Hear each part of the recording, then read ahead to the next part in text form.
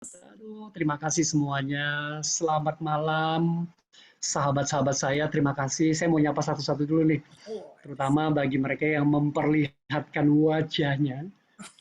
Bro Stevi yang tidak pernah lelah dari Cirebon, Bro iya. Derajat yang dari BCA, Arista dari JNE gitu kan.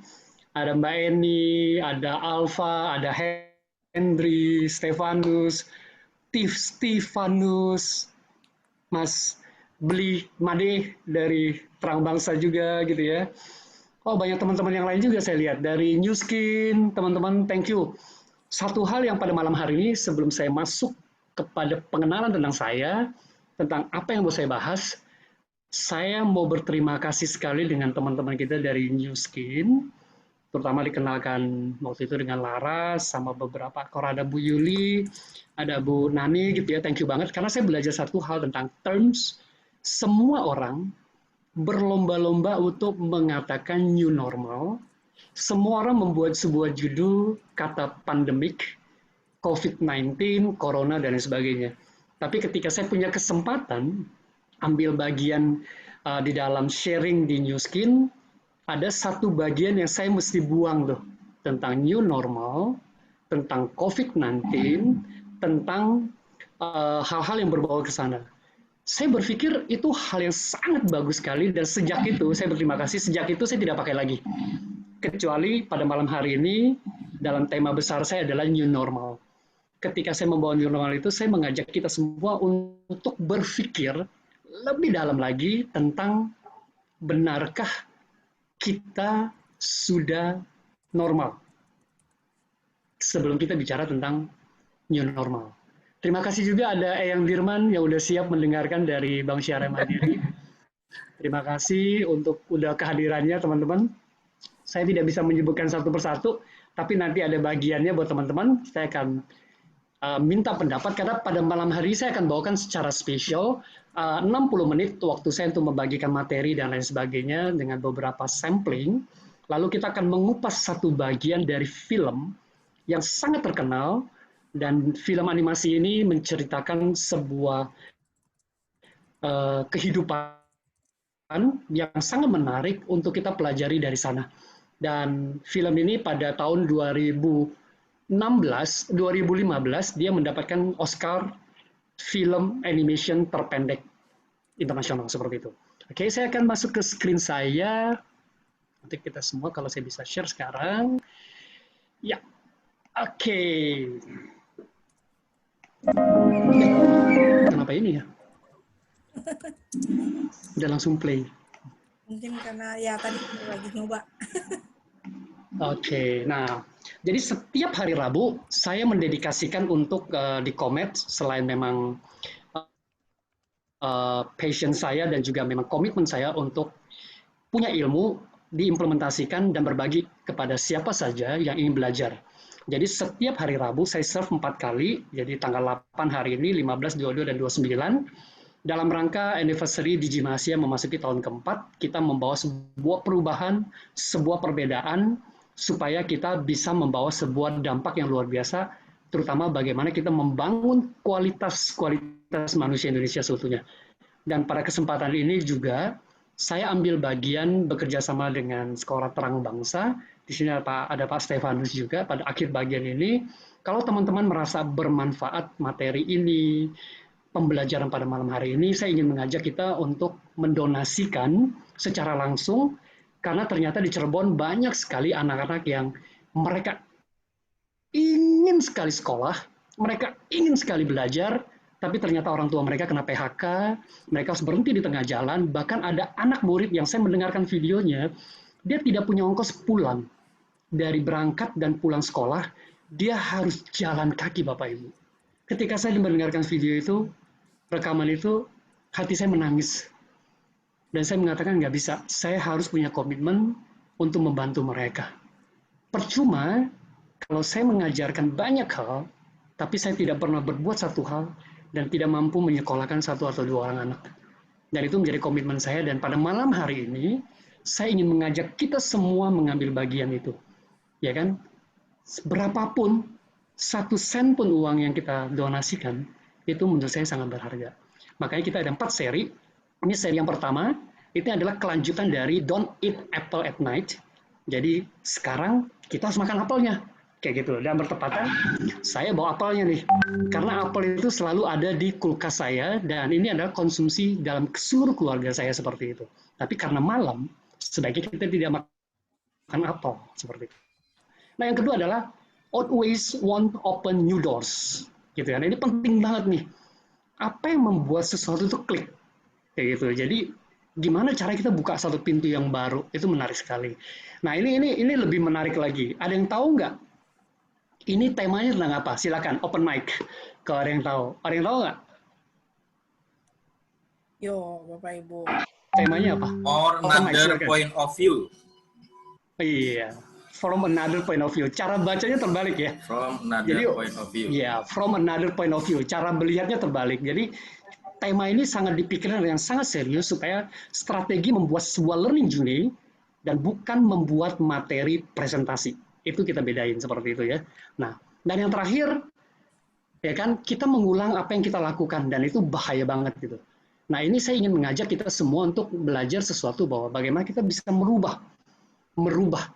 Menarik ya, di situ dikatakan bahwa dalam 30 menit karena learning itu harusnya berubah. Nah, series ini Bapak Ibu, sahabat-sahabat saya, bahwa ini adalah sebuah kelanjutan. Sebuah kelanjutan satu dengan yang lainnya. Jadi saya berharap kita bisa melanjutkan dan harusnya Bapak Ibu akan mendapatkan bagian yang sangat penting karena materi ini adalah materi rangkuman setelah pembelajaran dan riset saya kurang lebih 4 tahun Bapak Ibu. Dan saya menyampaikan dalam 4 seri seperti ini. Dan untuk sangat mudah dipraktekkan seperti itu. Oke? Nah, ini seri yang pertama, kita akan mulai.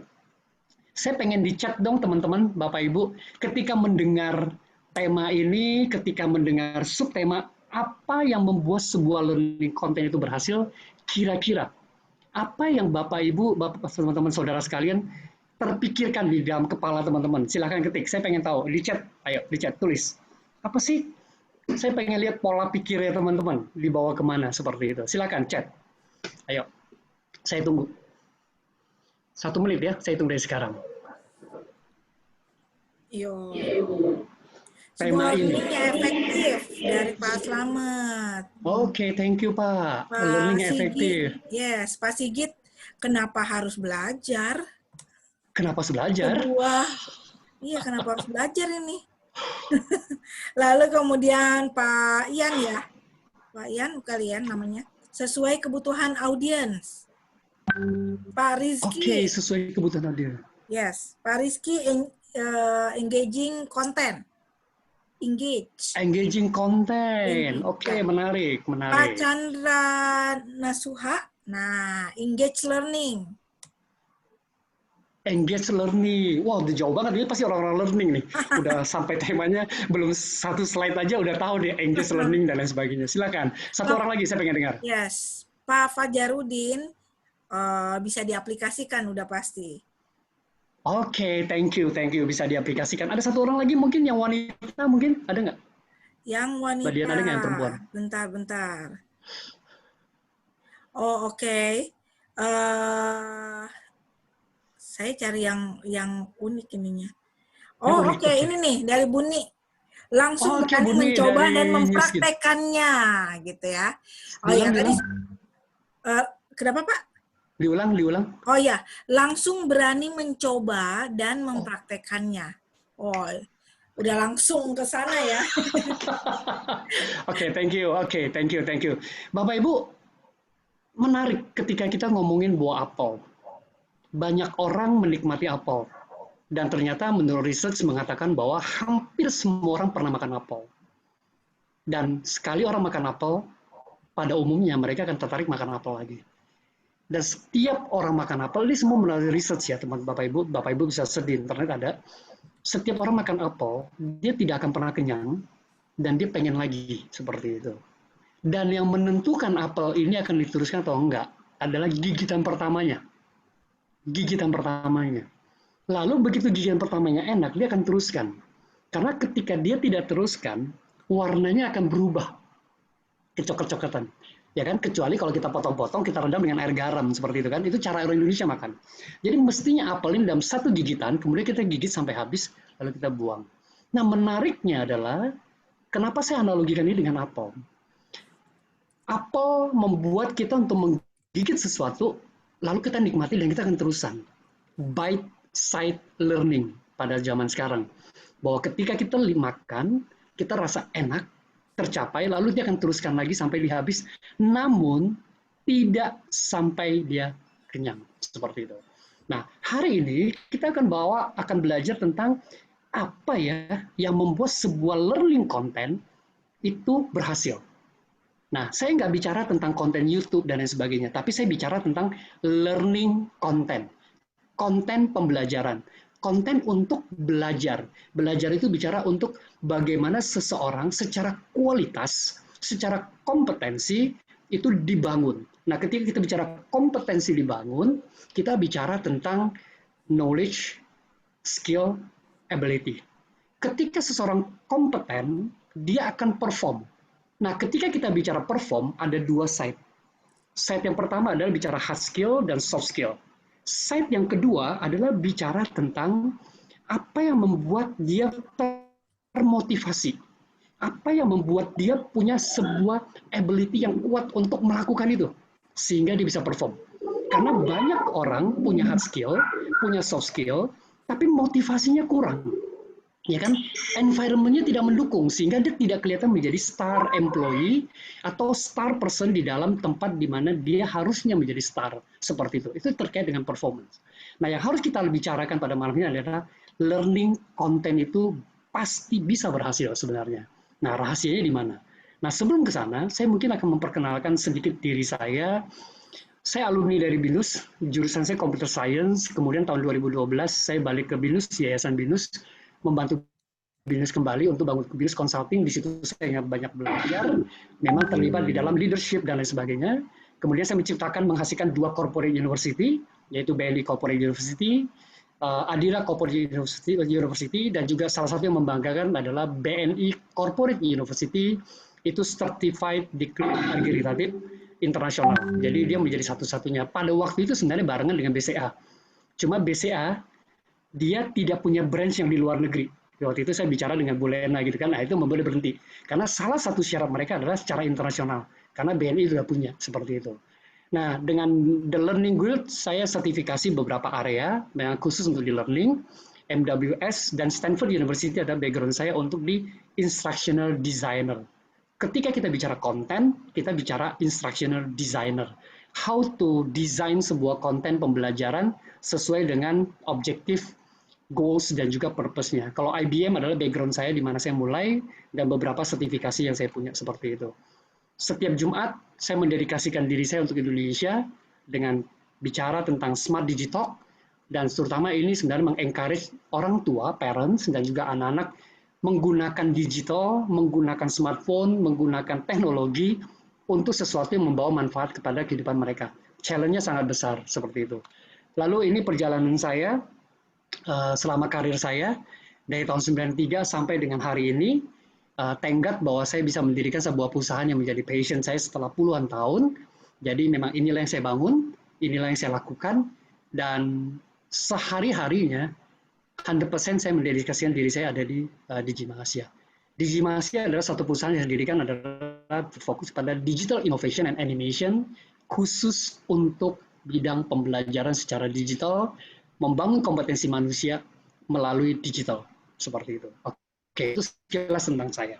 Nah, Bapak Ibu, sahabatku, kita cuma punya satu topik hari ini.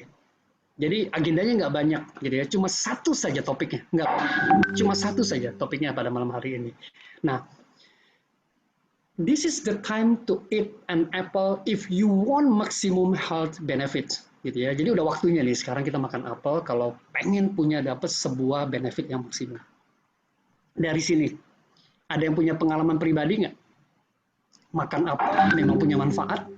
Makan apel, membantu, dan sebagainya. Ada nggak yang punya pengalaman pribadi? Saya pengen tahu. Kalau ada open mic, silakan ceritakan. Saya pengen dengar. Mungkin bisa share kepada audiens yang lain. Silakan. Ada nggak? Biar saya bisa lihat. Open mic, ceritakan. Ada? Yuk, mari Bapak Ibu, apakah ada yang mau? Atau ada yang belum pernah makan apple? Ya, saya dong. Di dalam seri saya sebelumnya, jenis apel itu kalau dalam 20 tahun kita makan itu nggak akan habis jumlahnya. Silakan. Ada? Saya share dong. Siapa Boleh, ya siapa? tadi? Stevi Cirebon. Oh iya, silakan Pak Stevi. Oh iya, Pak Stevi, silakan. Thank you. Saya pernah kerja di kapal pesiar di Amerika. Kalau kapal lagi ombak lagi tinggi, salah satu obat yang bisa bikin mual hilang adalah dengan makan apel hijau. Itu pertama kali saya makan apel. Habis itu? Habis itu mualnya hilang. Nggak makan apa lagi sampai sekarang? Makan dong, Pak. Makan, tapi itu pertama kali itu. Jadi membantu untuk menghilangkan mual. Apel hijau tuh membantu menghilangkan mual pada saat kita di kapal diombang-ambing ombak. Itu pengalaman pertama saya, nggak pernah saya lupakan. Itu sih. Oke, thank you, Bro Stevi. Ada lagi satu orang mungkin yang punya pengalaman? Boleh juga loh kalau pengalaman buruk ya, saya pengen dengar. Yuk, mari Bapak Ibu, bagi Anda yang pengen sharing. Ada? Oh, ini pada pemalu-pemalu semua nih ceritanya. Pemalu-malu semua ya? Atau saya mesti bagi buku seperti Bro Indra kemarin? Belum pada panas Silakan, kayaknya nih apa. Boleh deh, sharing deh. Siapa? Silakan. Apa tadi yang? Saya Derajat. Oh, Bro Derajat, silakan Bro Derajat. Iya, jadi saya sebenarnya penggemar apel.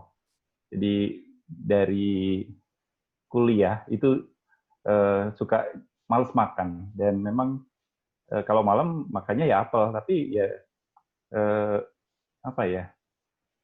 Kalau dulu sih tujuannya simple aja, pingin makan apel supaya, dan apel itu ternyata memang bikin kenyang, tapi ya sampai hari ini saya masih belum merasakan apa sih manfaat dari makan apel. Cuman dulu tujuannya hanya pingin cari buah yang gampang dimakan dan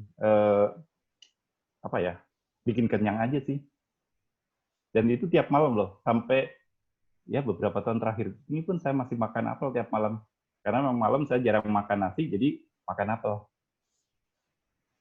Oke, thank you, thank you. Salah satu khasiat apel itu adalah dia kandungan vitaminnya itu luar biasa, dan kita tidak akan pernah bosan makan apel. Percaya sama saya, itu sama dengan pisang jenis tertentu ya. Tidak akan membosankan kita makan pisang seperti itu. Jadi, nah, Bapak Ibu sahabatku, bahwa ketika kita makan apel, seperti tadi Bro Derajat menyampaikan, dan juga Bro Stevi tadi menyampaikan bahwa sebenarnya dia ada kandungan tertentu di apel hijau itu, ada getahnya, itu yang mampu merubah enzim dalam mulut kita untuk tidak pusing. Nah, dikatakan bahwa it's the best to eat apples in morning, ya kan, setelah kita bangun tidur, dan itu bisa menjadi snack, kayak tadi pengalaman Bro Derajat gitu ya, itu paling gampang. Jadi bisa dibawa gitu ya, bisa jadi meals buat kita, dan itu punya banyak sekali benefitnya. Menjadi sebuah nutrisi buat kita, bisa turunkan berat badan juga sebenarnya, dan juga good skin ya, karena dia punya beberapa kandungan vitamin, dan great digestion juga untuk kita karena serat dan lain sebagainya. Nah itu bagus banget Bapak Ibu, itu bagus sekali buat kalau kita mengkonsumsi apel. Dan percayalah, apel tidak akan pernah menambah gula darah Bapak Ibu, karena dia akan mudah dicerna, karena mudah terpakai dan mudah tersalurkan dan akan diserap. Dan kalau kita makan apel biasanya adalah 1 biji sudah cukup. Seperti itu. Nah, itu membuktikan bahwa dia tidak kenyang, dia tidak mengenyangkan, tapi dia pas. Nah, ini analogi yang saya ingin sampaikan kepada kita, bahwa ketika kita membuat sebuah konten, kita lihat dulu porsinya seperti apa, penting. Ya kan, porsi itu bicara tentang durasi. Porsi itu bicara tentang ketika kita konsum gitu ya, apa yang menjadi objektif kita untuk kita capai. Nah, harapannya ketika saya menyampaikan dalam bentuk sebuah analogi apel adalah sebuah learning content yang membawa manfaat secara maksimum. Ya, maksimum benefit buat orang yang mengkonsum itu. Nah, ketika dia konsum pertama kali, itu akan membuat dia akan terus untuk mengkonsum lagi. Nah, saya berharap itu yang kita pikirkan bersama-sama sekarang. Seperti itu, oke? Nah, kalau kita lihat, saya ingin dengar dari Bapak Ibu, bisa chatting gitu ya, kalau bisa di chat nanti, apa yang menurut Bapak Ibu bahwa sebuah learning content itu berhasil, kira-kira. Saya suka challenge. Saya suka challenge supaya ketika Bapak Ibu lagi dengerin, oke, coba mengolah pikirannya gitu ya, kira-kira oke, saya ingin membantu teman-teman untuk melihat sesuatu lebih jauh dengan pemikiran-pemikiran teman-teman. Kita bertukar pikiran gitu. Apa yang membuat sebuah learning content itu berhasil? Bisa di chatting. Atau kalau ada yang mau menyampaikan secara langsung, bisa open mic, langsung disampaikan, dan kita akan mengelola itu dengan baik. Saya please think about it. Apa yang membuat sebuah learning content itu berhasil? Ada? Oke. Silakan. Dari Bu Indah. Salah. Benar ya? Bu Putri, sorry. Bu Putri, easy to apply. Easy to apply. Yes. Easy to apply. Oke. Easy to apply ya. Menarik. Lalu kemudian dari Pak Derajat, ketika sesuai dengan apa yang dibutuhkan baik oleh pribadi maupun perusahaan. Oke. Nah. Easy to apply, bisa diimplementasikan, terus? Lalu dari kalau Pak Stefanus, simple, kreatif, sasaran jelas, dan mudah diterima. Oke, simple, jelas, mudah diterima. Yes. Banyak nih yang lain nih. Bu Nik, fit to current situation. Fit to current situation. Jadi sesuai konteks lah ya, ceritanya kayak gitu ya. Oke. Yes. Kalau yang Dirman ini. Pak Yang, gimana Pak Yang? Ya, sesuai dengan tujuan pembelajaran. Oke. Karena beliau dari MSU nih, Mandiri Syariah University. Gitu ya. Sesuai dengan tujuan pembelajaran. Nah, Bapak Ibu, mungkin banyak lagi yang menjawab, ya. Mungkin banyak lagi yang menjawab dan sebagainya. Sebenarnya apa yang membuat sebuah learning content itu berhasil? Bisa banyak hal seperti yang Bapak Ibu sebutkan tadi. Bisa banyak hal. Pertanyaan saya adalah lanjutannya, itu pernah kita pikirkan nggak waktu pertama kali, ingat ya, waktu pertama kali kita mau buat konten itu. Nah, waktu pertama kali kita mau buat konten itu, kita pikirkan nggak tujuan pembelajarannya seperti tadi Eyang Dirwan menyampaikan. Waktu kita bikin konten pertama kali, kita pikirkan nggak itu sesuai dengan konteks. Tadi Bu Nani menyampaikan seperti itu. Ya kan? Ketika kita mau bikin pertama kali, waktu kita desain, itu fitin nggak dengan kebutuhan perusahaan. Itu yang Pak Derajat sampaikan tadi, misalnya kayak gitu kan. Nah, semua tujuan tadi, kita pikirkan dulu nggak di depan, lalu baru kita buat. Atau kita membuat, atau kita minta vendor membuat, atau kita minta tim kita membuat, adalah sesuai dengan apa yang kita mau. Si pembuatnya, bukan si pembelajarnya tadi. Nah, itu menjadi sebuah hal yang saya berharap kita pikirkan ulang. Di sini Bapak Ibu, sahabat saya, bahwa saya tidak mengatakan ini baik, ini buruk, ini benar, dan ini salah. Siapa saya gitu ya ketika saya menyampaikan itu gitu kan. Tapi hari ini saya ingin share pengalaman saja, pengalaman yang berdasarkan sebuah research yang kita udah implementasikan seperti itu. Nah, menariknya, di sesi saya sebelumnya, saya mulai dengan learning value chain.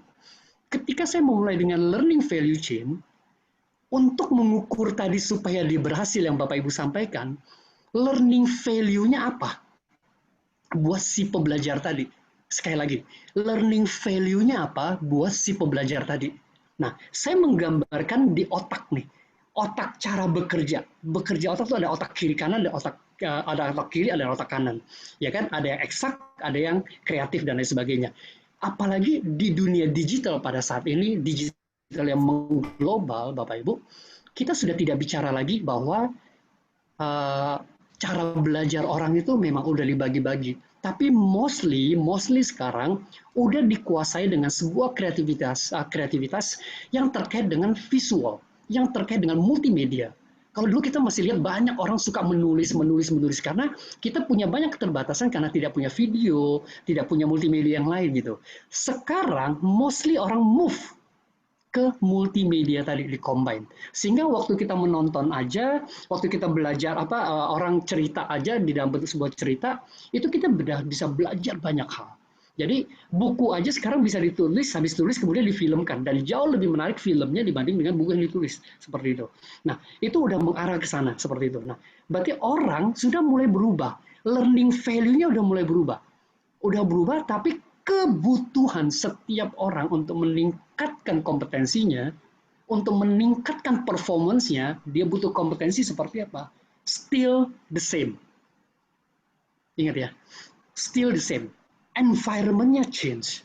Tapi kebutuhan seseorang untuk meningkatkan kompetensinya supaya dia bisa perform, tetap sama. Nah, yang sangat mengenaskan di Indonesia adalah environment-nya change, kebutuhannya sama, cara yang kita lakukan adalah cara yang masih sama. Saya sampaikan sekali lagi. Environment-nya change, dunia daring, internet, multimedia, video, semua sudah berubah. That's why we call dunia ini udah flat. Tetapi kebutuhan kita untuk membangun sebuah kompetensi supaya kita perform itu masih sama. Nah, cara kita membangun ini dengan perubahan lingkungan ini itu ternyata masih menggunakan cara yang kemarin, masih menggunakan cara yang lama. Contohnya apa? Contohnya anak-anak kita sekolah, ya kan? Anak-anak kita sekolah, kita bawa mereka sekolah. Cara mereka belajar itu persis dengan cara dulu kita belajar.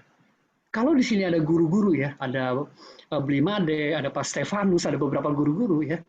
Mereka menyiapkan dari kemarin dan datang waktu mereka mengajar itu sifatnya instruksi. Sifatnya instruksi. Jadi kalau saya boleh siapkan materi saya di sini, kita mengajak mereka semua untuk remember, mengingat sesuatu. Mengingat. Oke? Hafalan seperti itu. Bahkan jarang sekali mereka understand. Oke? Jadi ketika kita berharap mereka bisa understand, seperti itu. Jadi ketika kita berharap mereka bisa understand, ya kan? Kita memberikan contoh-contoh. Nah, ini yang sebenarnya berkurang. Nah, ketika mereka masuk ke organisasi, leveling mereka belajar tentang e-learning, leveling mereka belajar ketika mereka di kelas dengan training-training yang ada, itu cuma sampai understanding. Yang dipelajari apa, ya kan? Yang diajarkan apa, lalu diharapkan tuntutan di pekerjaan mereka seperti apa. That's why kita masih menggunakan very old style. Itu yang membuat sesi kedua nanti jadi penting. Karena itu ternyata harus dibuka pintunya. Itu mulai dari siapa? Mulai dari kita. Nah, Bapak Ibu boleh catat ya, ada satu film, tiba-tiba saya judulnya lupa, nanti saya ingetin. The School of Rock. Catat, The School of Rock. Teman-teman googling, The School of Rock. Itu film yang sangat menarik sekali, itu mengajarkan banyak hal. Bahwa perubahannya itu dimulai, itu dari ruang sekolah. Itu benar-benar School of Rock itu adalah mengajarkan tentang bermain musik, sampai anak yang tidak suka main musik pun itu bisa dengan cara yang berbeda seperti itu. Nah, ujungnya kita udah belajar tentang learning need diagnosis, acquiring learning solution-nya seperti apa, deliver deployment seperti apa. Dan sebenarnya yang paling penting adalah apa impact yang mau kita ukur. Nah, ketika kita bangun konten seperti ini, yang mau kita ukur apa sih? Impact-nya apa? Learning impact-nya apa? Ketika dia habis belajar ini, belajar konten yang kita buat, impact-nya apa? Perubahannya apa? Dampaknya apa? Itu harus kita pikirkan. Nah, menurut saya, dari assessment kita semua, kita belajar, dan saya ketemu banyak korporasi dan beberapa orang, inilah yang jarang sekali dibuat bahwa impact-nya apa sih? Hampir jarang sekali. Nah, ketika tadi saya tanyakan ke teman-teman, ketika teman-teman menjawab, yes, itu setelah kejadian. Kalau bisa, sesuai konteks dong. Begitu kita lihat, wah, ternyata tidak sesuai konteks. Nah, itu harusnya dari awal udah kita desain. Udah kita rancangkan sampai ke sana, seperti itu. Jadi, impact itu menjadi sangat amat penting, seperti itu. Oke? Nah, ketika kita bicara impact, Bapak Ibu ketika lihat gambar ini, apa yang ada di kepala Bapak Ibu? Coba. Bisa chat atau keluarkan. Mari Bapak Ibu. Ketika lihat gambar ini apa? Pak Bagus buat baju. Anus ular. Buat baju. Bro Derajat biasanya kreatif dia kalau dia gini, Bro Derajat. Apa Bro Derajat? Ayo. Open mic. Dia biasanya punya cerita lucu nih, menarik nih. Ayo, open mic, Bro Derajat. Buat ngukur panjang celana. Buat ngukur panjang celana. Silakan, thank you Bro Simon. Kalau Apa? saya sih ngeliatnya buat ngukur perut. Buat ngukur perut ya, lingkar berapa gitu ya, seperti itu. Oke, thank you. Ada yang lain nggak? Silakan. Ada yang nge-text nggak? Bu Dian. Ada buat beli mobil, Pak Bagus Made. Buat beli mobil? Kira-kira kenapa tuh, Pak Bagus? Silakan open mic, Pak Bagus. Saya pengen dengar kenapa buat beli mobil, Pak Bagus. Waduh, Pak Stefano saya buat gantung diri itu, waduh yang benar nih. Ada yang lain lagi, Bu Dian? Yes. Pak Made tadi nggak mau Saya suruh bebas, Pak. Oke. Katanya suruh open mic. Iya, Jadi iya. kita buat baju dulu, bajunya dijual, beli mobil uangnya. Gitu. Wow, pemikiran sangat futuristik gitu ya, pemikiran sangat advance. Jadi dari hal kecil dampaknya luar biasa, ya kan? Dampaknya luar biasa, udah jauh ke depan tuh. Thank you Bro Made. Oke, nah Bapak Ibu, ketika saya menyampaikan ini ada sebuah ukuran, meteran, mengukur. Nah, kalau kita bicara tentang konten yang berhasil, itu adalah konten yang harus kita pikirkan bagaimana kita mengukurnya. Bagaimana kita mengukurnya? Seringkali kita bikin konten, meteran yang kita pakai, ukuran yang kita pakai, itu bukan mengukur kontennya gitu. Tapi ngukur orang yang membawakan konten itu gitu. Bukan the content itself. Atau kita mengukur tempat kita menyelenggarakan pembelajarannya itu gitu. Bukan content itself. Nah, penting sekali ketika kita bawa ini bahwa ada satu kalimat mengatakan bahwa the highest level success comes from doing all the simple things that everyone knows they should do. Semua orang tahu. Hari ini, hari gini gitu ya, semua orang kalau ada seminar sukses dalam 5 hari, pasti rame tuh. Pertanyaan saya ke Bapak Ibu, semua kita di sini, bisa nggak sih dalam 5 hari kita sukses? Interesting. Bisa nggak Bapak Ibu? And then why you go there? Kenapa kita beli tiket? Kalau bisa 5 hari, 5 dia nggak hari usah ngajar. jadi kaya. Dia aja sendiri sukses. Betul. Tapi tetap rame orang datang. Itulah mindset. Kita suka membodohi diri kita sendiri.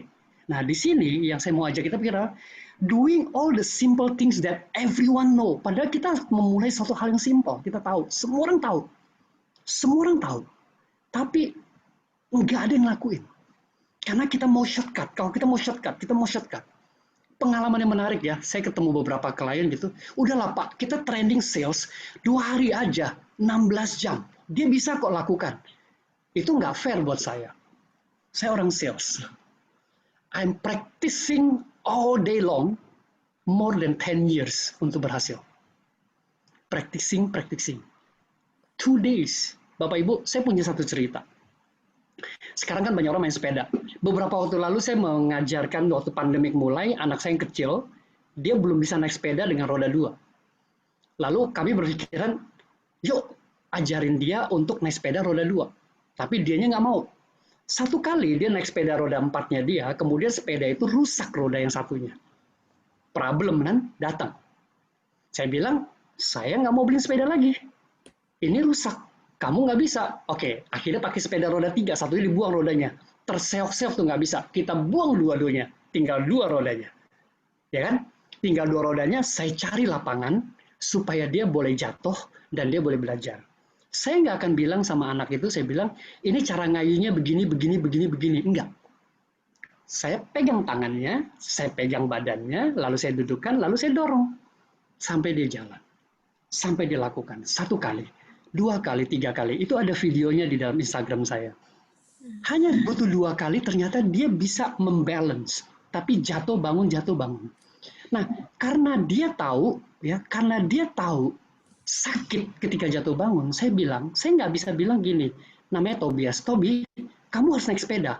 Kalau nggak, kamu nggak ini, nggak. Saya cuma bilang, Tobi, kalau kamu mau menikmati perjalanan panjang, kamu tahu nggak? Kalau kalau naik sepeda itu, like Dedi nih, Dedi bisa begini. Dedi bisa keliling. Nah, kamu lihat anak kecil yang bisa naik sepeda 2, betapa senangnya dia. Saya kasih tahu dia purpose-nya. Saya kasih tahu sesuatu yang dia bisa nikmati ketika dia kompeten melakukan itu. Lalu dia senang, dia melakukan lagi. Sampai dia mengajak Dad belajar lagi. Dalam waktu 1 bulan, saya sudah bisa ngelepas dia dan bisa keluar ke jalan raya. Sekarang bulan keempat, itu udah menjadi kegiatan rutin kita hampir seminggu 3 kali. Dan lebih dari 10 kilo. Dan dia sangat menikmati seperti itu. Nah, purpose-nya sangat jelas. Dan tidak ada yang mudah. Kita mulai dari simple things. Nah, demikian juga ketika kita membangun kompetensi kita atau kita membangun kompetensi timnya kita. Itu juga beda. It takes time. Itu harus melakukan dari simple things. Lakukan. Jangan sampai kita tidak melakukan. Nah, ini sangat menarik. Nah, jadi apa yang membuat sebuah konten itu berhasil? Ada yang mau jawab nggak? Karena Bapak Ibu, kenapa saya suka challenge dengan gini? Saya ingin pemikirannya datang dari Bapak Ibu, sehingga itu lebih kaya, Bapak Ibu dapat dapat momennya, dapat knowledge-nya, dan dapat diimplementasikan seperti itu. Karena beberapa pertanyaan dari teman-teman ketika waktu email ke saya, waktu berdaftar, itu bagaimana sih membuat sebuah konten yang berhasil, membuat sebuah konten yang berdampak, membuat konten seperti membawa sebuah perubahan. Saya kasih contoh yang paling gampang, sambil Ibu Bapak mikirkan. Mengapa sampai hari ini masih ada orang tertentu tidak pakai masker, tidak cuci tangan, tidak ikut aturan protokoler COVID-19? Mengapa? Nah, menganggap remeh. Ada lagi? Ya, Bapak Ibu langsung di chat saja. Langsung chat, nanti dibacakan oleh Ibu Dian. Anggap remeh dan dia tidak merasakan bagaimana kalau kena COVID. Jadi dia menganggap bahwa sesuatu itu gampang aja. COVID mana ada, karena dia belum ngalamin gitu loh. Oke. Ada lagi? Silakan. Chatting mungkin Bu Dian ada? Yuk, Pak Chandra Nasuha, edukasi yang kurang. Edukasi yang kurang. Perlu digiatin lagi edukasi ya. Betul. Ini Bapak sedikit membuat learner terlibat. Membuat learner terlibat, apply. Tadi juga ada yang menjawab di depan bahwa ketika kita bikin itu sesuatu yang bisa diimplementasikan ya. Oke, menarik. Oke. Menarik. Ada lagi? Pak Daniel. Yes. Yes. Siapa?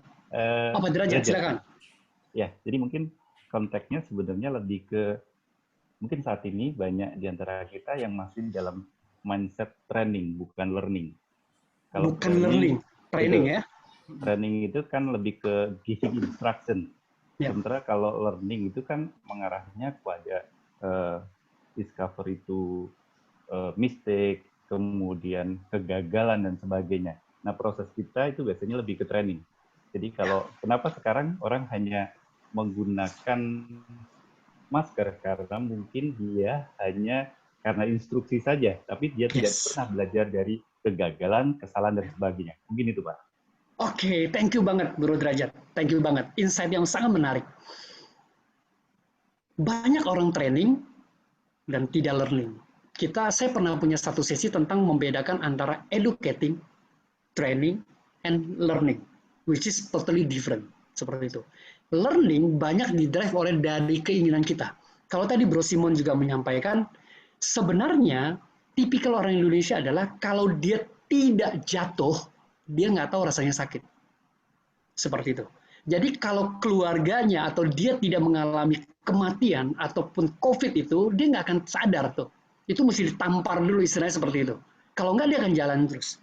Nah menariknya, tadi yang disampaikan Bro Derajat, yang kita bacakan itu banyak orang kita dikasih tahu apa? Remember, ingat ya, pakai masker, ingat. Kalau nggak ingat, ya udah Pak, kan saya lupa seperti itu. Karena yang tidak dikasih tahu adalah understanding-nya, kesadaran pentingnya untuk bertanggung jawab atas diri sendiri. Jadi banyak orang yang sadar, makanya maskernya sampai bagus, sampai dia overprotect karena dia sadar, wah ini nggak boleh nih, soalnya kalau masuk rumah sakit, waduh rumah sakit udah rame nih, punya uang aja belum dapat tempat gitu kan, wah dia mulai sadar, akhirnya dia protect. Kalau saya ke pasar tuh ya benar-benar ada yang pakai jas hujan, semua lengkap banget ada. Overprotective. Nah, apalagi kalau kita bicara apply. Sampai nggak kita, mengapa sih anak-anak perlu? Bahkan apply aja banyak yang salah. Kemarin ada beberapa kematian gara-gara olahraga pakai masker. Nah, karena banyak orang nggak tahu. Nah, di era internet, era digital pada saat ini, harusnya itu tidak menutup kemungkinan kita untuk belajar banyak hal. Kenapa? Karena kita googling aja, YouTube aja itu banyak informasi yang bisa membantu kita untuk lebih baik, lebih mengerti, dan bisa apply sesuatu. Nah, keinginan untuk belajar itulah yang seperti tadi Bro Derajat menyampaikan bahwa itulah yang kurang disadari. Sehingga apa yang membuat sebuah konten berhasil atau tidak, itu adalah kita mengembalikan bagaimana kita mengukur, bagaimana kita membuat sejak awal, tujuannya untuk apa. Kalau tujuannya untuk belajar, kita harus memperhatikan leveling ketika sebuah pembelajaran itu terjadi. Sampai di situ. Nah, ada nggak yang mau menjawab pendapat teman-teman selain yang tadi? Di teks ada nggak, Bu Dian? Oke. Bentar ya. Kalau di sini sih terakhir chat dari Pak Bobby kita. Pak Bobby sempat ngomong soal memberikan impact yang disadari sendiri oleh learner tersebut. Oke, memberi impact ya yang disadari. Yes. Oke. Nah, ada lagi yang lain? Kayaknya itu dulu deh, Pak. Kayaknya itu dulu ya. Yes. Nah, sampai di sini sebenarnya apa yang membuat sebuah konten itu berhasil adalah bagaimana kita membuat sebuah ukuran untuk mengukur sebuah konten itu berhasil. Karena kita bicara berhasil adalah bicara bagaimana kita membuat sesuatu yang kita tahu ukurannya seperti apa. Yang mau kita ukur apa. Nah, ukur dia tahu, ukur dia mengerti, atau ukur dia melakukan. Nah, saya sampai 3 level dulu, sebelum sampai 6 yang level yang lain. Seperti itu. Oke? Nah, sampai sini, nanti saya ada sebuah video, kita akan menganalisa sama-sama Bapak Ibu. Saya berharap semua audiensnya aktif, tapi sebelum saya masuk ke video, ada nggak dari penjelasan saya tadi yang membuat Bapak Ibu ambigu, nggak jelas, nggak clear, ya nggak jelas, nggak clear sama gitu ya, atau ada pertanyaan yang saya mesti jawab terkait dengan penjelasan-penjelasan saya tadi, atau kalau ada case-case tertentu yang Bapak Ibu alami nih terkait dengan konten pembelajaran, terkait ketika Bapak Ibu mendesain sebuah konten pembelajaran, terkait dengan Bapak Ibu ketika mendesain sebuah learning measurement, learning impact measurement, ada nggak silakan? Bisa di chat, bisa open mic. Sebelum kita masuk ke satu film pendek. Pak Daniel mau coba ngomong? Silakan. Oh, silakan. Siapa? Arya, Pak Daniel. Pak Arya. Iya. Aduh, Bro Arya. Thank you banget. You bisa hadir. Ini juga orang luar biasa nih. Gimana, Bro Arya? Ya, kalau saya sih tadi mungkin pengen sedikit coba diskusi ya. Kan tadi soal ngomong soal tahu, paham, dan mampu. Nah, tadi kalau bisa tanya soal, kenapa orang kok nggak mau pakai masker gitu? Bisa jadi dia tahu fungsinya masker apa, tapi setelah dia coba menggunakan, saya pakai masker nggak pakai masker sama aja, ya udah lebih baik saya nggak pakai masker. Jadi maksud saya itu karena sudah dilakukan sesuatu dan terbukti buat diri dia sendiri, jadi dia mau menggunakan sama. Ini sama kayak di training nih, kita kasih materi tertentu, dikasih ternyata buat dia, oke, ini nggak make sense buat saya, ini pakai cara saya yang lama. Nah itu gimana Pak? Oke, kalau kita bicara tentang itu Bro Arya, thank you banget. Karena gini, setiap hal yang kita buat itu tidak selalu fit in ke setiap orang sama. Tidak selalu. Contoh gini, saya di rumah sangat disiplin untuk pakai masker. Tapi ketika saya di rumah sendiri, ketika saya naik sepeda, ketika saya berolahraga, saya nggak pakai masker. Anak saya yang kecil tanya, Dad, kok nggak pakai masker? Saya jelaskan. Bukan saya bilang, Dedi nggak mau, gitu kan. Tapi saya jelaskan bahwa ini kita di lingkungan dan kita solo running gitu ya, olahraga juga solo, kita nggak ketemu banyak orang. Tapi kalau kita ketemu banyak orang, kita keluarkan dari kantong kita untuk lakukan seperti itu. Nah, yang kita bangun sebuah kesadaran.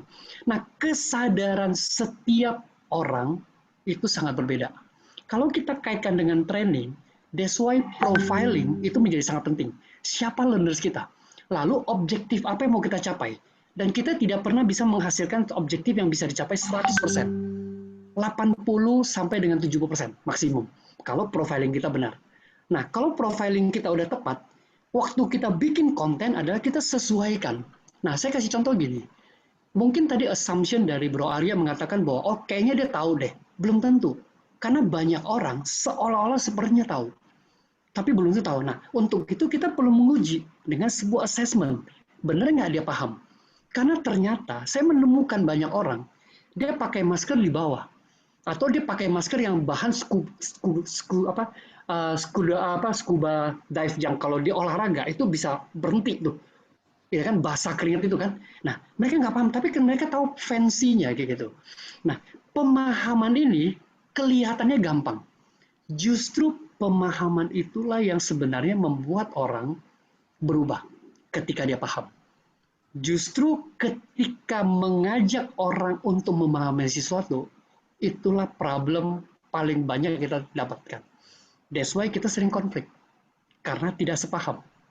That's why kita sering konflik ketika kita ngomong. Kok gue udah ngomong lu nggak paham sih? Bahkan itu terjadi ketika kita dengan suami istri. Betul ya? Karena pemaham itu adjustment untuk mengetahui objektif sesungguhnya seperti apa. Makanya kalau di Bloom Taxonomy, untuk loncat dari remember, understanding, itu satu layer, ke apply, itu pemahaman itu menjadi garis bawah. Selalu kita merahin. Karena tidak gampang. Pemahaman itu membuat seseorang mau melakukan atau enggak. Itu bisa berhenti. Dia tidak mau melakukan. Seperti itu. Nah, ketika kita mendesain itu, kita mesti ngukur dengan sangat baik. Makanya ketika kami di Digimasia, di Instruction Designer kita, untuk mengukur pemahaman itu, kita pakai numbers, kita pakai percentage, kita pakai ukuran. Makanya di tujuan pembelajaran kita tidak akan pernah bisa mencapai 100%. Kita akan bilang 70% orang akan melakukan. 60% dia akan melakukan. Karena ada orang, dia gagal paham. Udah dijelasin berkali-kali, dia akan gagal paham. Seperti itu. Nah, kurang lebih seperti itu. Jadi yang membuat itu berhasil atau enggak, waktu kita mengukur pemahaman, kita memastikan bahwa dia paham. Caranya apa? Contoh dengan Bro Arya. Apa yang Bro Arya pahami ketika saya menyampaikan tentang, yuk kita makan apel sekarang. Nah, ketika Bro Arya bisa menjawab dengan bahasanya Bro Arya, lalu saya mengelola itu dengan baik, ya itu pemahamannya. Berarti oke, itu satu garis lagi. Ketika saya minta Bro Derajat untuk pemahamannya, itu bisa beda lagi. Kemudian understanding beda lagi, lalu dia bisa melakukan beda lagi, seperti itu. Nah, pemahaman itulah mendrive orang untuk melakukan sesuatu. Atau dia tidak melakukan sama sekali. Kurang lebih seperti itu. Cukup clear nggak, Bro Arya? Clear padanya, clear. Karena ya? emang susah itu di awal untuk nge-assess ulangnya lagi sih, emang. Yes. Tapi sebenarnya itu worth it banget buat teman-teman di learning dan development ya, dan training. Jangan pernah menyerah untuk melakukan assessment. Percaya sama saya. Ketika kita melakukan assessment, apa yang kita buat, konten yang kita buat, itu akan tepat kepada sasarannya.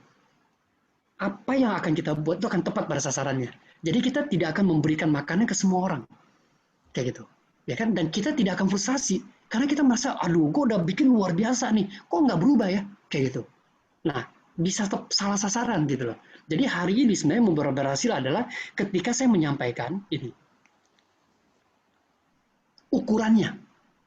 Kita harus bikin meterannya. Meterannya apa gitu. Kalau ini nggak ada ukurannya, susah.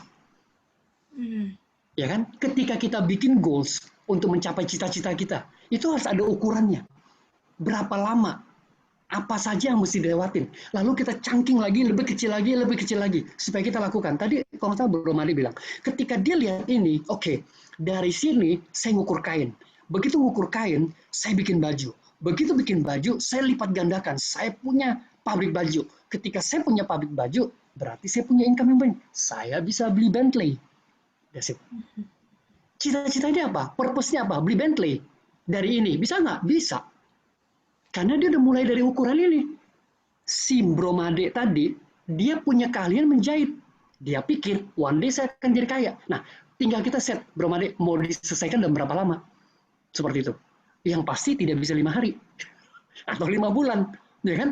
Seperti itu. Nah, ada target tertentu yang mesti kita pikirkan, kayak gitu. Nah, bukan kadang-kadang ya, mostly saya ketemu orang Indonesia, dia mau lewatin semua proses, kalau bisa bikin susu atau kopi instan, celup, langsung jadi, langsung diminum. Kalau bisa airnya langsung panas, begitu jadi tuh bisa langsung diminum dalam keadaan panas tertentu gitu. Nah, itulah yang bahayanya, karena kita suka cross the border, itu yang bahaya. Kurang lebih seperti itu. Kira-kira menjawab ya, Bro Arya? Sangat. Oke, silakan kalau ada yang lain. Satu orang lagi, saya kasih kesempatan. Kita masih ada waktu. Baru jam 9:05 ya. Oke, silakan. Yuk, mari Bapak Ibu, adakah? Jangan penasaran nih. Iya. Oh, Bu Derajat, silakan. Ya, dan ya. Kalau untuk mengukur knowledge, mengukur skill itu kan parameternya jelas. Tapi bagaimana mengukur behavior itu yang mungkin kita juga masih abu-abu. Boleh dijelaskan? Oke, saya nggak nyiapin slide-nya hari ini. Saya coba jelaskan ya. Kan kalau kita menggunakan Kirkpatrick itu dia punya 4, L1, L2, L3, L4. Oke, L3 itu adalah behavior. Nah, saya penganut dari Deloitte. L3-nya kita bagi 2. Jadi totalnya ada 6. Seperti itu kan. Jadi L1, L2 udah gampang lah ya. L3 itu behavior. Sekarang saya tahu behavior-nya Bu Derajat itu dari mana?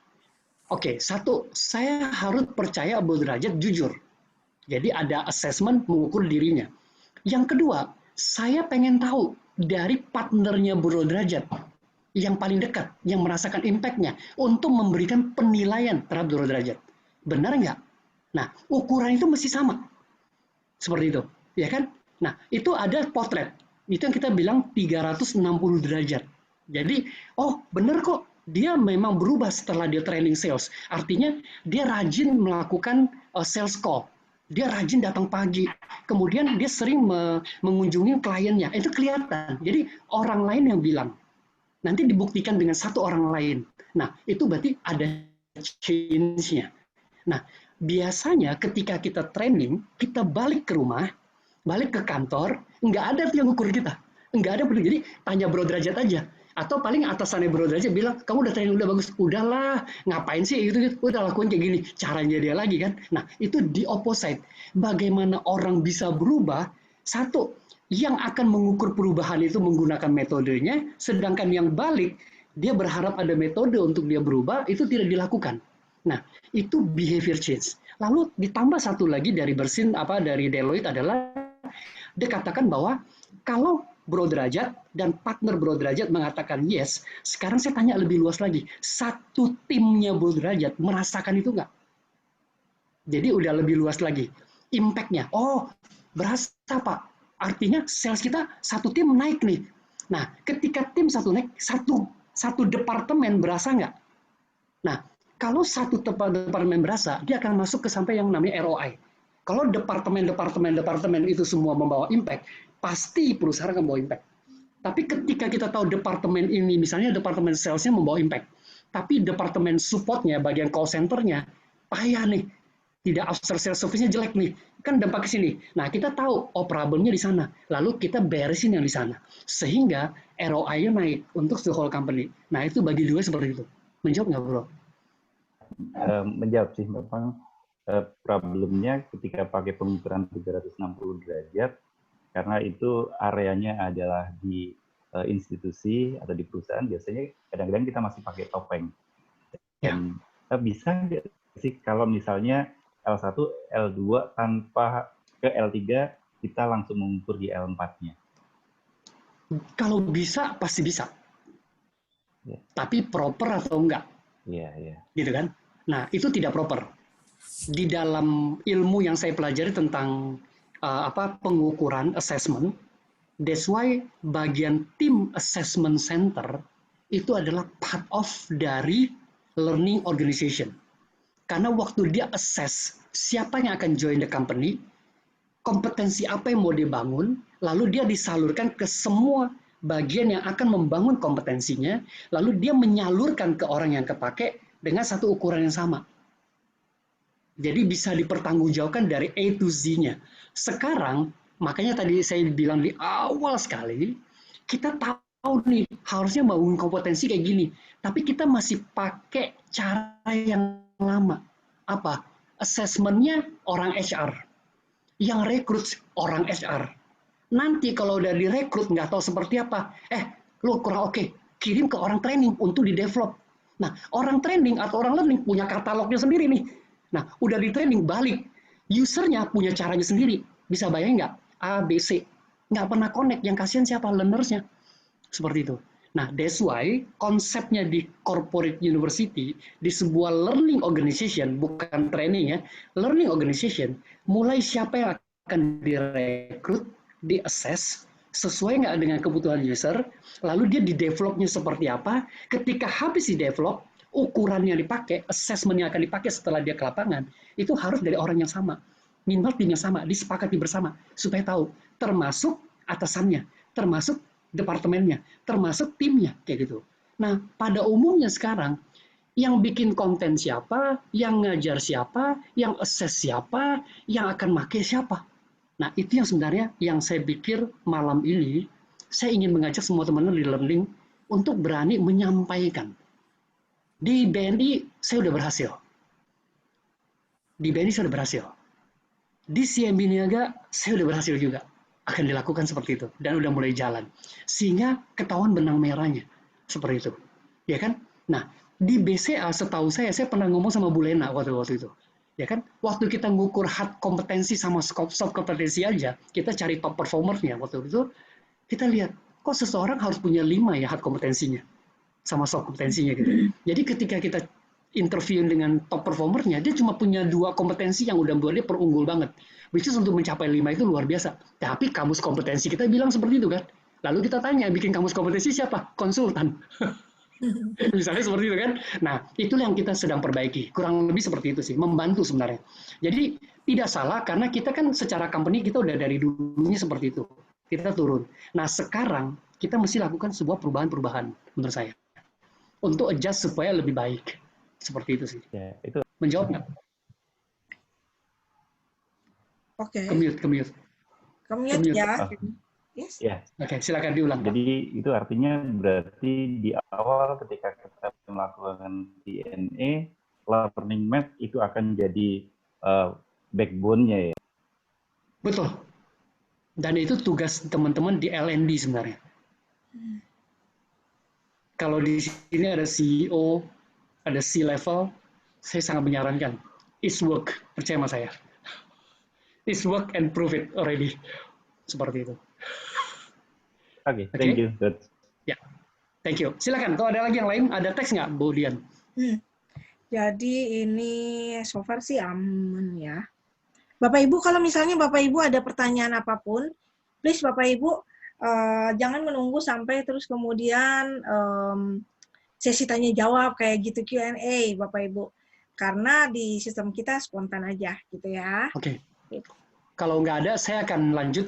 Nah, Bapak Ibu mungkin udah pernah nonton film ini. Ini cuplikan film pendek, pemenang Oscar, animation paling pendek gitu ya. Dan ini diproduksi oleh Disney, dan filmnya bagus banget. Saya pengen kita menyimak, lalu nanti saya minta pendapat teman-teman. Apa yang teman-teman pelajari, insight apa yang teman-teman dapat gitu ya. Masing-masing kita minimal harus mendapatkan 3-5 insight dari film pendek ini. Ayo kita nonton sama-sama.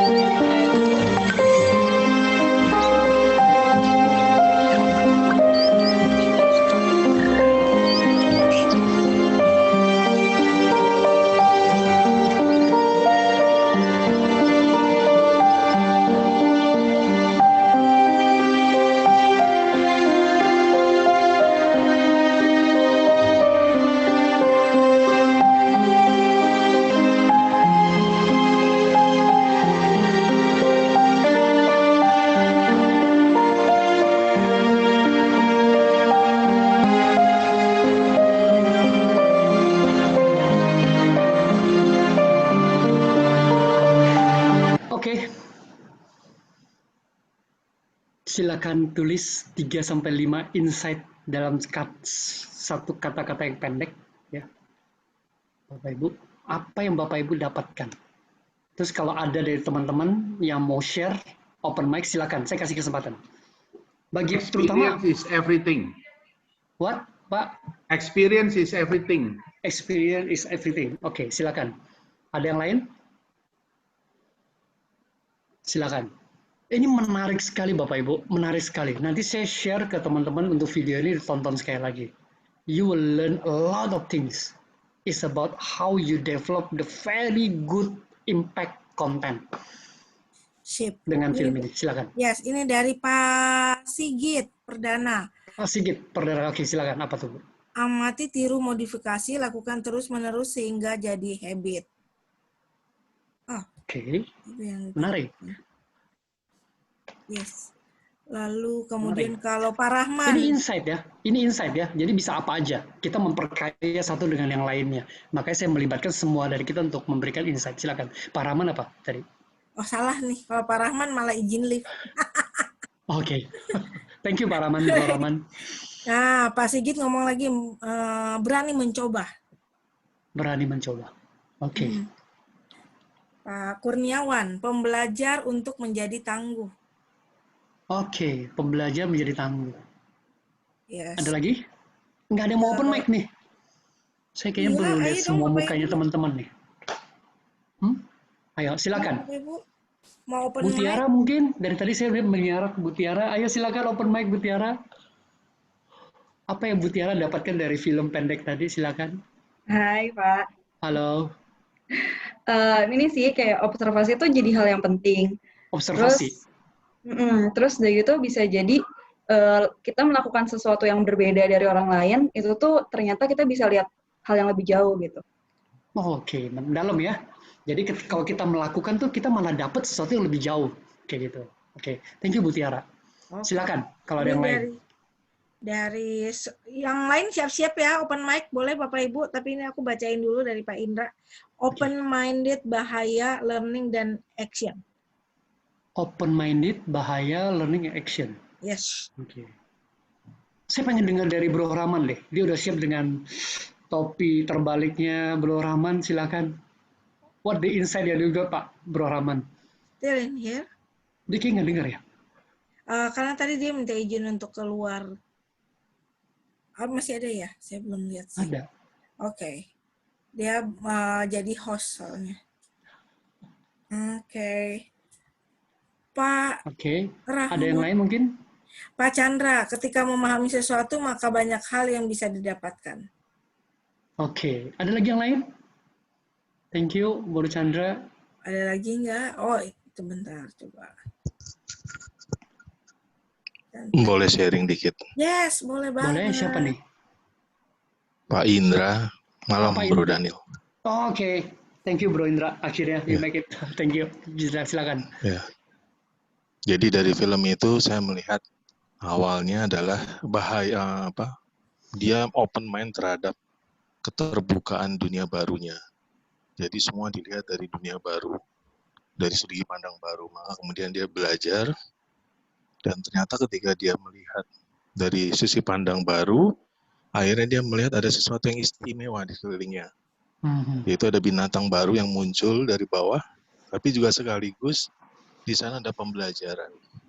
Dan dia belajar dari situ, dan akhirnya ketika ada bahaya yang justru memang belum pernah dia hadapi, dan dia mempraktekannya.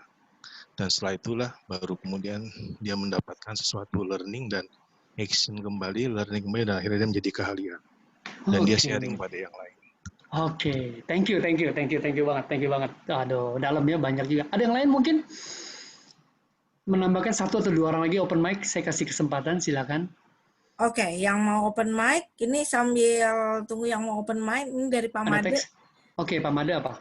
Kita harus membuang rasa takut untuk mencoba supaya kita bisa tahu apakah yang kita lakukan itu bisa berhasil atau tidak. Karena kalau kita tidak pernah coba, kita tidak pernah tahu itu akan berhasil atau tidak. Oke, menarik. Oke, 1 orang lagi, silakan. Halo, Pak Halo Daniel. Pak Sigit. Ya, silakan Pak Sigit. Tambahin aja. Jadi kalau yang saya lihat itu adalah burung tadi kan never give up ya. Dia tidak menyerah, tapi juga dia merefleksikan kegagalannya. Tidak menyerah, kemudian dia lihat binatang lain seperti itu, oh tadi saya gagalnya seperti ini. Jadi dia merubah behavior-nya, kemudian dia berhasil. Gitu. Jadi ada dua key learning. Yang pertama adalah never give up, yang kedua dia adalah refleksi supaya tidak terjerembab di lubang yang sama. Oke, thank you banget. Teman-teman kaya ya kalau kita terusin sampai malam, saya pengen dengerin dari Arista. Coba Arista. Arista nih. Pengamat, trainer kita juga. Silakan Bro Arista. What do you get? Mute, ke mute. Oh, masih ke mute ya? Masih ke mute. Yes. Iya, tadi videonya sempat putus-putus, jadi nggak terlalu nangkap secara full. Aha. Di raba-raba gimana? Di raba-raba apa ya yang didapat? Mungkin ketika kita terus belajar, kemudian open mind, mempelajari, melihat situasi, melihat sambil mempelajari, menguasai medan, kita bisa selain mendapatkan banyak hal juga bisa banyak melakukan sesuatu. Terkait ilmu yang sudah kita pelajari. Thank you. Menarik kalau kita lihat perkaya banyak banget teman-teman. Nah yang saya mau sampaikan adalah terkait dengan materi hari ini. Saya kasih benang merahnya seperti ini. Ketika pertama kali si bayi burung tadi ada gitu ya, dia berharap orang tuanya membawa makan pulang karena dia langsung mangap tuh mulutnya. Kita kan biasa nunggu ya, dikasih training apa nih, kayak gitu. Dan orang tuanya tidak melakukan itu. Jadi orang tuanya membiarkan si bayi burung kecil itu untuk melakukan sendiri. Nah, inilah yang membuat gap yang sangat besar, karena ketika kita membuat konten, kita suka feeding. Makanya kita berhenti, bahkan nggak sampai di understanding. Sehingga ketika mereka mau melakukan, kalau seandainya tadi si burung kecil tadi di feeding terus, dia nggak akan pernah keluar tuh dari sangkarnya sampai dia besar nanti. Ya kan? Tapi ketika dia dibiarkan sama orang tuanya, lalu dia pergi melakukan sebuah kesalahan, lalu dia ulang lagi sampai membangun sebuah keberanian, ternyata dia juga belajar dari si keong kecil tadi. Nah, ketika dia belajar, environment itu sangat membantu dia untuk belajar. Tapi ketika melihat si orang tua tadi membiarkan, quote-unquote, untuk anak itu belajar, itulah kunci keberhasilan. Nah, ada dua hal yang saya mau sampaikan kepada kita pada malam hari ini adalah ketika kita menjadi orang tua, ketika kita menjadi guru, mestinya di era sekarang dengan hadirnya teknologi dan sebagainya, dengan banyak konten untuk membantu kita, kita harus membiarkan anak-anak kita belajar, tetapi di dalam pengawasan kita. Supaya mereka mengalami sendiri, mereka trial sendiri, mereka bisa belajar. Mereka bisa belajar dari lingkungan, belajar dari internet, belajar dari YouTube, dan sebagainya. Saya memberikan contoh beberapa waktu lalu, saya post di Instagram saya. Anak saya ketika umur 2 tahun, dia ingat semua mainannya, dan dia bisa pakai bahasa Inggris, dan itu dia belajar dari YouTube. Itu dibiarkan sama ibunya, dibiarkan oleh kami, tapi di dalam pengawasan kita. Konten apa yang dia nonton. Lalu kita mengulang lagi untuk praktek. Sehingga dia mengalami sebuah kesenangan, hype yang luar biasa untuk melakukan. Seperti si burung tadi. Wah, akhirnya dia tidak takut lagi dengan ombak. Bahkan ketika dia menyelam, wow, banyak sekali makanan yang dia bisa ambil dan dia bisa bagikan. Dan itu menjadi kesenangan dia luar biasa. Seperti saya mengajarkan pada anak saya untuk naik sepeda. Wah, ternyata setelah dia ngalamin, iya ya, enak sekali di kayu, bisa kebut, naik turun, dan lain sebagainya. Bisa lepas tangan bahkan sekarang. Ternyata dia fun. Nah, harusnya yang kedua ketika kita menjadi seorang trainer, ketika kita mendevelop tim kita untuk punya kompetensi, mestinya kita udah sampai apply. Membiarkan atau memberikan lapangan buat mereka untuk coba dan belajar dari orang lain. Belum tentu harus belajar dari kita. Karena dari keong aja dia bisa belajar untuk sesuatu yang baik. Dengan kesalahannya aja dia menemukan satu jalan yang lebih baik. Artinya orang tuanya nyari makan, dia bahkan bisa mensuplai orang tuanya dan lingkungannya dengan makanan enak dan dia fun. exploring itu. Nah, yang pada malam hari ini saya ingin mengajak kita keluar adalah dari sebuah kungkungan. Kita membutuhkan membangun kompetensi yang luar biasa dalam diri kita, tim kita, anak-anak kita, klien kita, kompetensi yang benar. Itu udah menjadi kebutuhan. Tapi kita tidak bisa lagi menggunakan cara yang kemarin. Nah, caranya seperti apa? Kita harus udah naik kelas sekarang. Kelasnya seperti apa? Yaitu melakukan hal-hal kecil yang membuat mereka punya experience, yang membuat mereka explore, yang membuat mereka melakukan kesalahan, dan mereka belajar dari situ. Dan mereka menemukan sendiri pembelajaran itu. Supaya mereka tahu bagaimana mereka bisa solve the problem. Bukan kita yang mendiktekan terus. Bukan kita yang feeding terus. Sampai kapan mereka yang tergantung sama kita? Dan pertanyaannya, maukah kita membuat mereka tergantung sama kita? Buat sebagian orang, yes. Tapi kalau kita membuat orang tergantung sama kita, tanggung jawab kita lebih besar. Karena setiap kita, manusia, itu diciptakan oleh Tuhan, punya kelebihan, punya kemampuan, punya kecerdasan yang amat sangat luar biasa. Lihat si burung kecil tadi. Pertama kali dia nggak dikasih. Lalu ketika dia lihat ombak datang, dia takut. Kali kedua, apa yang dilakukan? Ketika dia lihat begini kan, dia coba mengangkat, oh iya, saya kan punya sayap. I can do something. Saya bisa terbang. Saya harusnya bisa lincah. Kenapa saya takut? Nah, itu adalah ability yang dipunyai oleh setiap orang. Yang membuat orang berhasil itu adalah ability-nya. Attitude, behavior, karakternya dia. Itulah modal yang dipunyai oleh setiap orang. Setiap orang tanpa terkecuali. Setiap kita lahir nggak bisa jalan, Bapak Ibu. Nggak ada yang bisa jalan. Tapi karena kita punya ability, belajar, jatuh, jalan, bangun lagi, jatuh, bangun lagi. Sampai akhirnya kita bisa lari, bahkan bisa lari dari kenyataan misalnya. Ya kan? Kita bisa. Kenapa? Ability. Hard skill, soft skill bisa dipelajari. Tapi setiap manusia diperlengkapi ability yang luar biasa. Seperti burung tadi. Kan saya punya sayap. Kenapa saya takut? Dan dia pergi melakukan.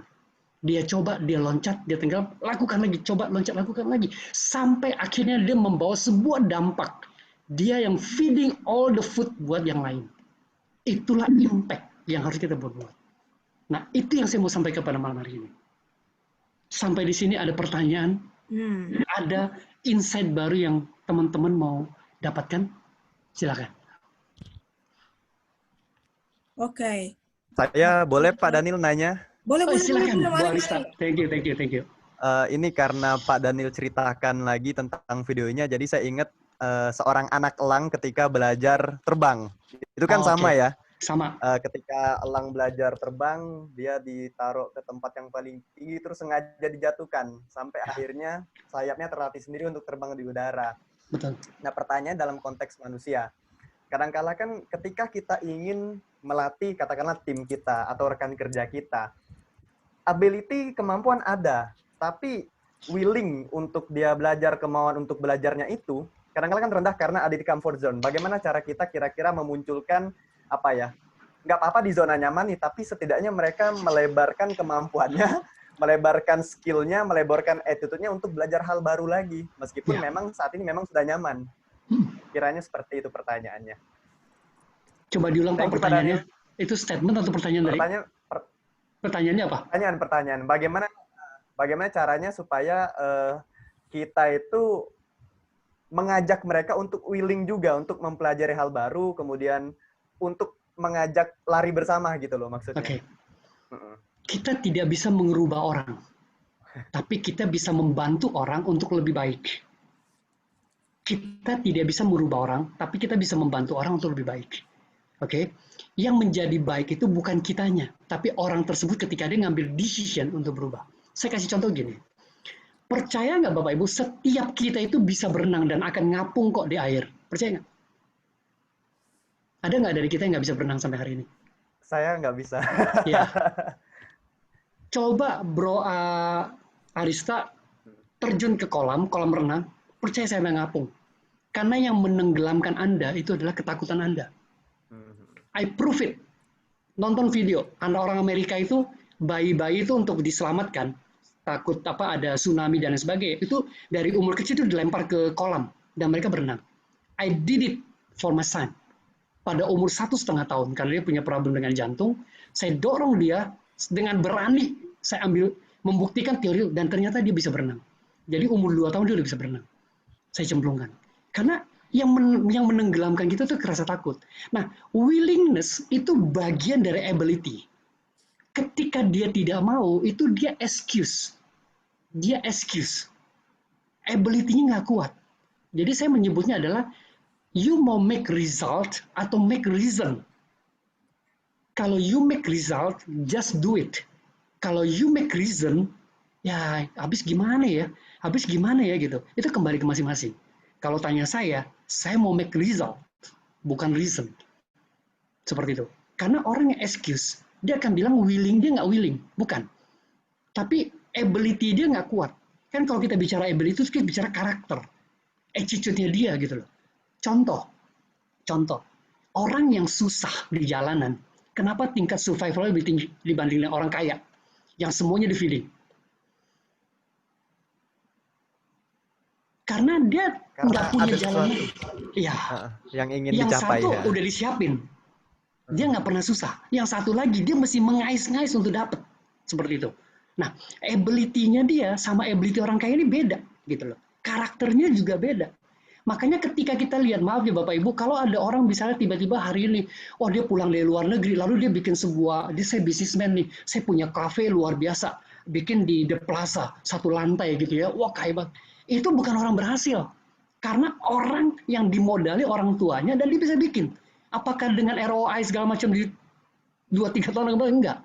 Tapi ada orang yang dia jualan, beberapa waktu lalu saya nonton, dia bikin abon pepaya mahasiswa. Dia bikin nih banyak pepaya ya nggak kepake. Lalu dia bikin.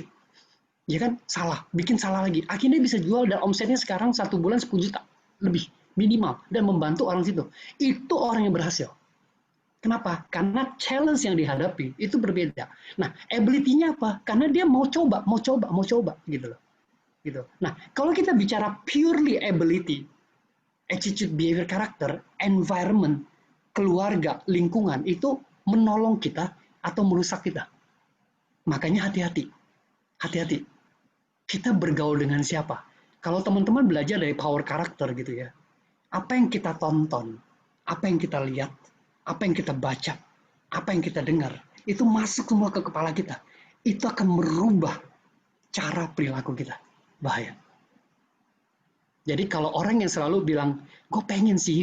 Mungkin lingkungannya semua orang pengen semua, tapi tidak melakukan apa-apa. Tapi kalau kita taruh orang itu, orang yang selalu, udah lalu nggak usah mau pengen, lakuin. Kalau nggak lakuin ya udah, dia akan lakukan. Atau dia akan tersingkirkan dari apa yang dilakukan seperti itu. Menjawab ya? Mantap. Oke, ada yang lain mungkin? Ada yang lain? Saya sambil melihat lagi, ada lagi nggak ya Bapak Ibu? Kalau tidak ada, nggak apa-apa. Bapak Ibu, saya punya slide terakhir karena kita di 21.35 sekarang. Ya. Ada pertanyaan lagi ya? Enggak sih di sini. Kalau di sini enggak ada pertanyaan. Atau ada yang mau open mic, silakan. Saya kasih satu orang lagi. Yuk, Bapak Ibu, kalau misalnya ada yang mau open mic, kasih kalau nggak saya bingung nih. Ada? Nggak ada? Cukup clear ya, berarti? Yes, nah, Bapak Ibu, pada malam hari ini sebenarnya saya menyampaikan ini karena passion-nya saya berharap kita membawa perubahan-perubahan di dalam organisasi kita, di dalam cara kita menyiapkan konten ketika kita mendevelop orang. Karena buat saya pribadi bahwa tugas kita sangat mulia, karena kita mau menjadikan orang-orang di lingkungan kita, orang-orang yang diberikan kepada kita menjadi orang-orang berkualitas. Sebelumnya kita harus menjadi orang yang berkualitas. Nah, ketika kita mau menjadi berkualitas dan kita membangun orang berkualitas, saya berharap Indonesia akan mempunyai banyak orang berkualitas. Sehingga pada tahun 2035 nanti, Indonesia benar-benar menjadi Indonesia negara yang maju, karena negara ini mempunyai bonus demografi yang luar biasa. dan peran kita sangat luar biasa di L&D dan lain sebagainya. Mereka harus di feeding konten seperti film tadi, seperti si bayi burung tadi gitu loh. Jangan disuapin, kasih kesempatan mereka mencoba supaya mereka bisa menghadapi situasi ini dengan baik, bisa mengambil keputusan, bisa menentukan masa depan mereka, bisa melakukan banyak hal untuk perubahan-perubahan dan tidak menjadi follower, tidak menjadi orang yang selalu ngikut kepada orang tua mereka, dan bahkan mereka bisa feeding negara ini dengan lebih baik. Untuk itu mereka butuh pengalaman. Nah, di dalam pengawal saya juga mengatakan bahwa ini kesempatan saya juga bekerja sama dengan Bro Stefanus dari Sekolah Terang Bangsa yang ada di Cirebon. Juga ada Pak Stevi yang memang banyak terlibat di pelayanan di Sekolah Terang Bangsa atau di daerah Cirebon. Pada malam hari ini kalau Bapak Ibu merasakan banyak manfaat dari konten ini, ya, karena memang saya tidak charge, tidak melakukan pembayaran atau apapun, karena kita memang sifatnya untuk CSR, kita membagikan. Dan saya juga berharap Bapak Ibu kalau memang ada yang merasa manfaat dan mau ikut ambil bagian bersama dengan kita, ya, saya mengajak kita sebenarnya untuk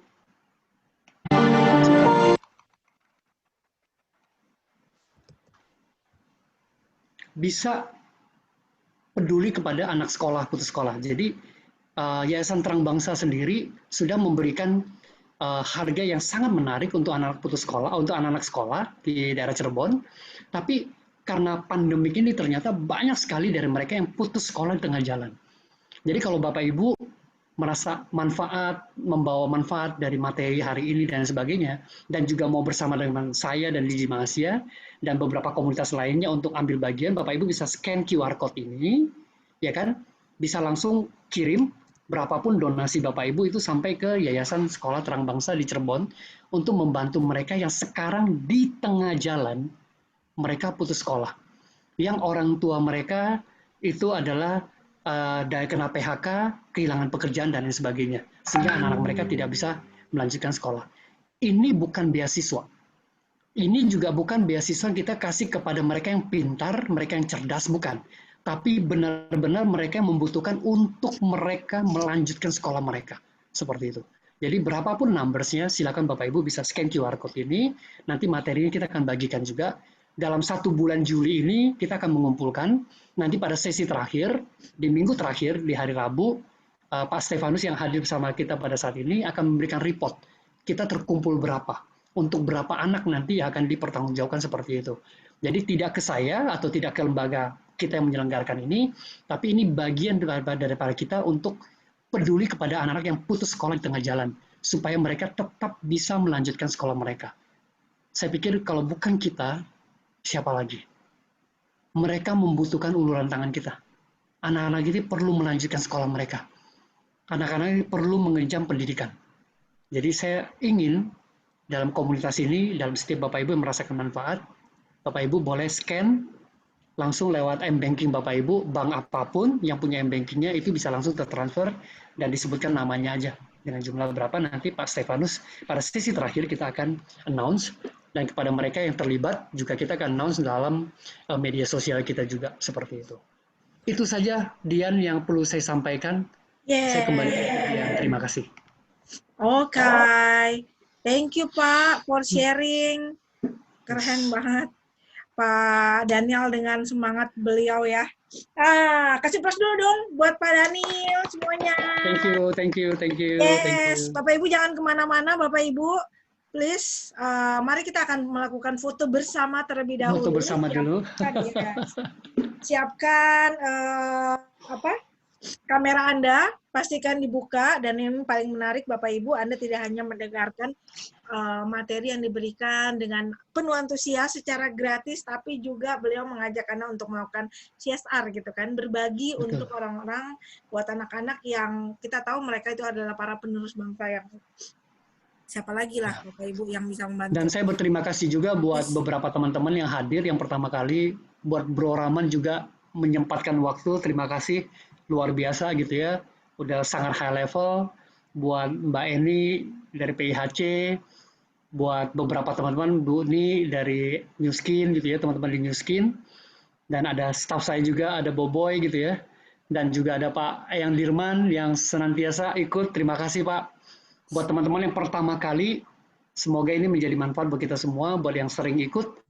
Semoga menambah semangat yang sama karena kita pengen melayani, ingin membangun kualitas sumber daya manusia yang lebih baik karena mereka di tanggung jawab kita. Saya belajar dari seorang master saya, Bro Arya juga tahu ya, Mbak Cici, dia bilang ilmu pengetahuan itu nggak ada gunanya kalau kita belajar hanya untuk kita sendiri. Tapi yang penting adalah ketika kita berpengetahuan, kita mengimplementasikan, kita melakukan. Seberapa besar pun tidak ada yang benar, tidak ada yang salah. Yang ada adalah berani mencoba, melakukan. Salah, perbaikin. Salah, perbaikin. Dan itu akan membuatmu lebih baik. Seperti itu. Terima kasih.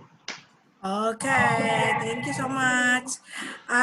Bapak Ibu, jangan lupa Bapak Ibu, silakan Anda buka kameranya. Terus Bapak Ibu, di bagian di chat itu saya ada memberikan link, boleh dong isi feedback-nya nanti dengan cara mengklik dulu. Pastikan Anda klik sebelum Anda keluar dari tempat ini gitu kan, supaya Anda masih bisa sempat untuk mengisikan feedback-nya. Jadi link di menti.com yang ada di sana.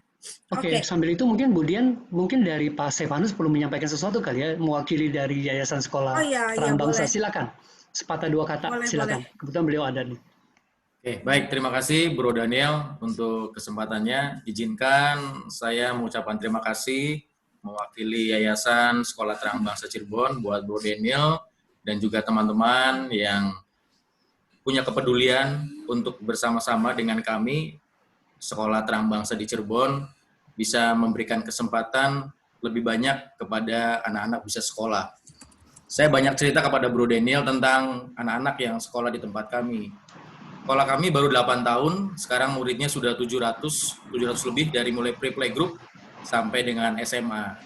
Pasca pandemi kemarin, ada beberapa anak yang sudah menyatakan diri untuk berhenti sekolah atau mengambil cuti sementara karena orang tua mereka udah nggak bisa lagi membiayai, baik dari TK, SD, bahkan sampai SMA.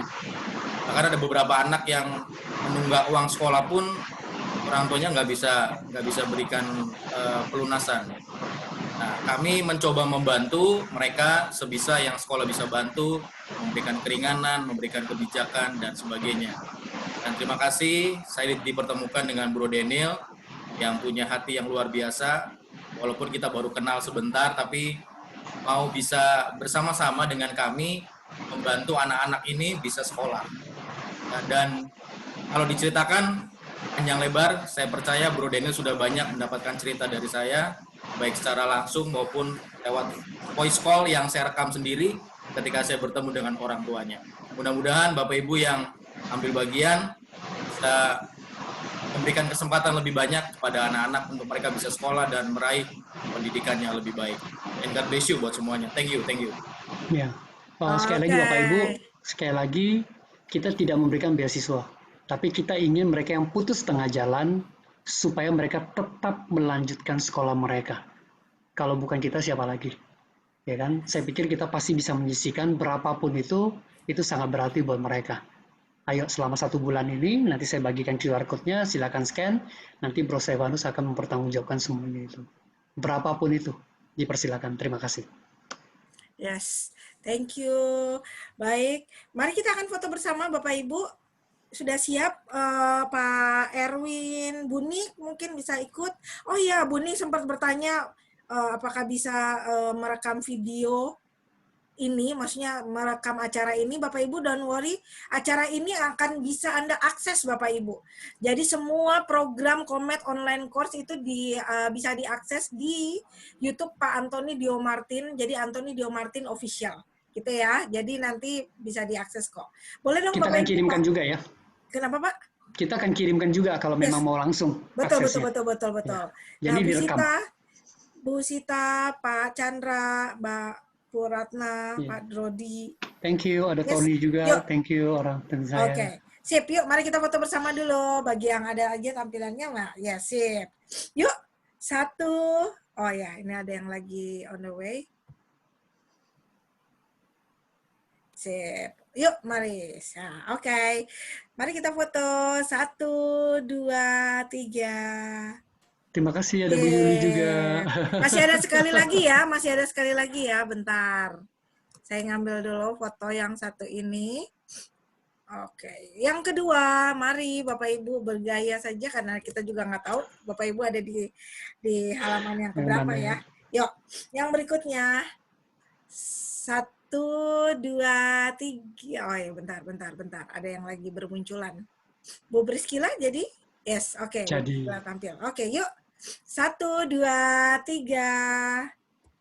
Oke. Thank you so much. Semuanya. Yes. Thank you so much Bapak Ibu. Thank you untuk fotonya. Jangan lupa dengan feedbacknya. Dan dengan demikian kita sudah mengakhiri acara kita di bagian ini. Please Bapak Ibu come untuk next session. Jadi minggu depan masih ada lagi sesi dari Pak Daniel Bapak Ibu. Lanjutan dari bagian yang satu ini. Anda mengikuti dengan lengkap maka Anda pun juga bisa mendapatkan sebuah pencerahan yang luar biasa TOPBGT Bapak Ibu. Oke Bapak Ibu ya. Kemungkinan saya akan memberikan sertifikat orang yang terbaik. orang Kalau dia yang 4 seri aja, terbaik-baik. Enggak, 4 seri berturut-turut. Kita akan memberikan sertifikat. Oh, oke. Harus ngikut semuanya atau harus ngikut semuanya, 4-4-nya. Continuously dia ikut. Jadi foto menjadi bukti ini. Kenapa, Hen? Ada ujiannya? Enggak perlu ujiannya. Ujian itu bagaimana teman-teman mengamalkan ilmu ini di tempat masing-masing. Mengamalkan ilmu itu tempat masing-masing, seperti itu. Oke? Yes. Bapak kalau khusus untuk Bapak kalau mau kasih ujian juga boleh sih Pak. Nanti saya ngasih ujiannya ya. Oke, thank you Bapak Ibu untuk kehadirannya dan ini sembari Anda yang masih stay sambil bersiap-siap untuk keluar, saya mau sharing informasi. Thank you Bapak Ibu untuk kehadirannya dan kami tetap berharap Anda bisa hadir di bagian Pak Daniel di minggu depan. Lalu kemudian di HR Excellence sendiri kami punya program untuk professional leader. Minggu ini kita ngomongin soal interpersonal mastery. Hari Jumat besok sharing dari Pak Max Henry tentang power influence, besarkan pengaruhmu dengan ilmu DISC Bapak Ibu. Nah di minggu berikutnya lagi kita akan ngomongin soal, saya lewatkan bagian ini. Minggu berikutnya lagi kita akan ngomongin soal emotional mastery. Nah, Bapak Ibu nanti bisa belajar di sana. Mana ya? Hilang ya. Oh, ini dia. Ada emotional mastery. Lalu tanggal 13 Juli tentang EQ, Anger, and Mood Management. 15 Juli tentang EQ Management, Manage Your Emotion, Manage Your Life. 17 Juli tentang EQ for Leader in Time of Crisis. Dan dilanjutkan lagi dengan minggu-minggu berikutnya tentang Leadership Mastery dan Career and Productivity Management. Info lebih banyak Bapak Ibu bisa dapatkan di Instagram pastinya. Oke, thank you so much Bapak Ibu buat kehadiran semuanya. Pak Daniel, terima kasih banyak. Thank you, Bro Daniel. Thank you. Thank you semuanya. Thank you. Thank you Pak Daniel. Selamat malam, sampai istirahat. Thank you semuanya. Thank you semua. Thank you. Selamat malam Pak Daniel semuanya. Terima kasih Chandra, Pak Arya. Kemudian jangan keluar dulu ya. Yes. Pak Dodi, maaf sambil nyetir dari... Waduh. Sambil nyetir ya, waduh, luar biasa. Waduh, thank you Pak Dodi, sambil nyetir tetap mau mendengarkan. Ada lagi yang lain? Oh ya, dari Bu Aguslina nih. Aguslina apa Agustina? Aguslina benar. Mantap. Oke. Dian. Ya. Langsung bobo ya. Nggak bisa Pak, habis ini meeting. Meeting lagi dia. Masih banyak tuh, kasihan juga dia. Masih meeting sama Pak Martin sama Pak. Makanya gue thank you banget Dian, thank you banget. Jadi di sela-sela ini bisa jadi host. Dia meetingnya berurut Pak, jam 2 pagi aja masih bales WA gitu loh. Luar biasa. Orang luar biasa. Itu luar biasa. Terus pagi-pagi juga bales, saya bilang kapan tidur gini. Enggak, aku kan mamiku itu demensia kan. Jadi dia tidak akan demensia? mengenal waktu. Yes. Demensia. Jadi nggak mengenal waktu ini pagi, siang, sore, atau malam. Jadi ya while I'm di rumah ya kalau dia bangun ya aku harus itu ngaturin. But anyway, thank you banget ya. Jadi nggak bisa banyak-banyak tidur ya Mbak Dian ya? Nggak boleh. Pinter curi-curi waktu tuh Pak harusnya. Iya. Aduh, hari ini diganggu sama aku lagi. Aduh, capek banget ya. Thank you banget. Enggak. Aduh, thank you Pak. Tapi Bro Derajat thank you ya. Bro Charles Henry juga thank you banget. Thank you banget. Ayo Pak Derajat, Bro kapan Erwin, lanjut? Mutiara. Pak Henry juga katanya mau sharing lagi. Iya nih, ilmunya oke. Kalau pas ada yang kosong aja Mbak Dian nanti bisa masuk. Materi sudah saya siapin sih. Kosong Pak, banyak Pak. Di luar hari Rabu tuh kosong. Selain Rabu ya, dikosongin Selain ya. Rabu, jangan Rabu. Kalau Rabu udah di booking sama Pak Daniel. Tinggal nunggu Pak Martin nih, karena lebih banyak ngomongin tentang otak. Harusnya Pak Martin akan banyak bantu saya. Tapi benar loh Pak, itu ada satu buku bagaimana otak bekerja, itu menarik tuh. Saya ada baca, saya ada materinya juga tuh. Betul ya, jadi lebih ngebahas gini, karena sebenarnya kan narkoba sama narkolema itu efeknya ternyata lebih berat narkolema. Kalau narkoba itu hanya merusak 3 bagian otak. Yes. Narkolema itu narkotika lewat mata, jadi suka lihat gambar porno, games, itu rusak 5 bagian otak. Nah itu ingin bahas bareng-bareng sih. Atau dan itu rusaknya permanen loh Pak. Betul, rusaknya permanen. Ngeri ya? Seru, ngeri. Oh ya? Mungkin Bro Henry juga bisa ngetes tuh psikologi, kasih gambar aja udah ketahuan tuh, itu udah rusak belum kepala. Kasih gambar ya, dilihat ya, itu udah ketahuan tuh, tingkat kerusakannya udah ketahuan. Betul. Tapi kalau narkolema bukan obat dong Pak ya, cuman dari mata gitu, mata ngerusak otak gitu. Kan dua-duanya larinya ke otak Pak. Kalau narkoba kan ada unsur yang di kimianya kan, iya. Ada yang dikonsumsi. Kan sama-sama merusak saraf. Iya. Yang satu di pressure dari dalam, satu dimasukin dari mata, gitu kan? Betul. Itu saya sering bahas tuh Pak. Saya sering bahas ketika kalau parenting. Betul. Karena orang tua nggak percaya. Iya. Jadi ada research-nya. Dan itu ngerusaknya bisa permanen. Betul. Ya. Karena kalau narkoba itu direhab ya, itu masih bisa dibetulin. Betul. Kalau ini jiwa soalnya. Betul. Ediknya emang lebih bahaya ya. Kalau saya di ruang konseling sih kalau itu masih bisa diajak omong gitu di para pressing, di probing, terus kita bisa ketemu. Tapi kalau narkoba tuh saya agak kesulitan. Paling-paling saya lempar ke ini rehabilitasi. Berarti kapan-kapan saya ajak ke panti rehabilitasi narkoba Pak di daerah. Beliau kan penggerak itu tuh Bro Derajat kan ikut. Iya boleh juga. Iya bisa. Ini Bro Derajat mau ngomong narkolema gitu maksudnya? Iya. Oh. Tapi kayaknya harus kolaborasi sama Pak Martin yang tahu banyak tentang bagaimana otak bekerja. Kalau saya akan membandingkan efek dari narkoba sama narkolema. Gini aja Pak, kita bertiga, Bapak membandingkan Bro Martin dari sisi psikologis emosinya, kalau saya dari medianya Pak. Oh boleh. Ya, karena kalau dulu ya Pak, kita jujur aja deh, kita baca stensil kan ya, kelihatan bukunya gitu. Nah, sekarang semua ada di handphone kita Pak. Itu malah lebih bagus lagi itunya tampilannya. Nah, lebih bagus. Visual tadi yang saya bilang multimedianya semua dapat. Sekarang udah model ada yang bisa vibrate, Pak. Oh iya, betul. Itu bisa vibrate. Itu yang paling ngeri banget tuh. Ya kan? Bisa vibrate. Jadi seolah dia nggak kelihatan gitu. Kalau dulu kan ada bukunya kelihatan baca stensil kan. Ya kan? Nah, ini dia pegang handphone, dia bisa lakukan banyak hal. Nah, makanya saya waktu di Smart Digital tuh saya banyak ngomong gitu, Pak, sebenarnya. Tapi banyak orang tua yang tidak punya pengetahuan sampai sejauh itu. Iya. Ya, itu penting tuh, Pak. Kalau mau, keren tuh, Pak. Iya, kalau orang tua tuh ya. Kalau saya kasih tahu aja, kalau saya terhadap hal-hal itu saya kasih tahu aja. Jadi kayak CD, ya udah, dia tahu, dia bisa lihat, kemudian dia lihat, saya bilang ini cocok nggak, pantas nggak, gitu kan? Saya kasih pengertian aja. Kalau sudah lihat dia bilang ini nggak cocok untuk saya.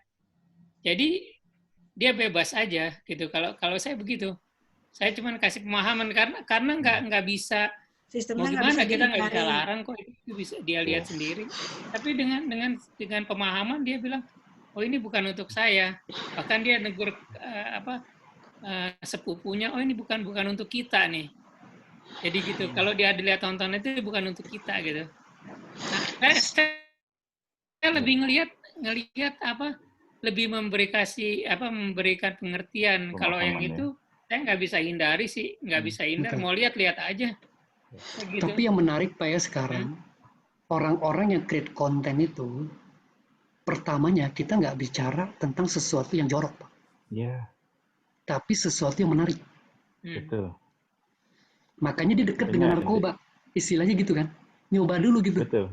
Ya. Bukan yang vulgar Pak. Zaman kita kan ngomongnya maaf ya bokep Pak. Langsung vulgar. Ya, Mungkin mereka apaan? Ini enggak Pak. Ya. Yuk kayak makan permen. Dikit, keterusan Pak. Nah, otak itu mulai digerogotin. Sampai satu kali kita kayak nggak bisa tuh. Nggak ngelihat itu Pak. Nah, nanti kita naik. Mungkin batasannya dia nggak sampai yang hardcore. Nggak nyampe Pak. Tapi bukan hardcore itulah yang udah ngerusak. Karena pola dia udah berubah, Pak. Betul. Dan dia sampai nanti kalau untuk anak tertentu belum matang, dia mau mencoba, Pak. Mencoba sama sesamanya. Makanya saya khawatir, Pak, kalau anak-anak SMP, SD, SMP. Bapak ada anak SD sekarang, Pak. Itu udah kayak orang dewasa, Pak. Iya. Nah, konten kreator yang itu yang sebenarnya tadi Pak Daniel bilang, awalnya nggak akan lari ke sana, tapi akhirnya dia menemukan sesuatu yang orang akhirnya juga view semuanya. Makanya ada istilah konten pemersatu bangsa. Ya pemersatu bangsanya lihat yang porno.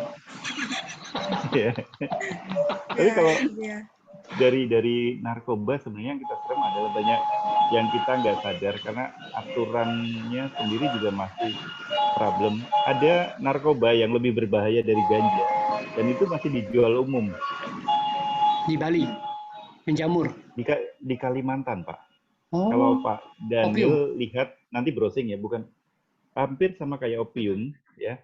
Bentuknya daun, kalau ini digunakan tuh pengurang rasa nyeri, namanya kratom, daun kratom. Oh, tahu Pak, tahu.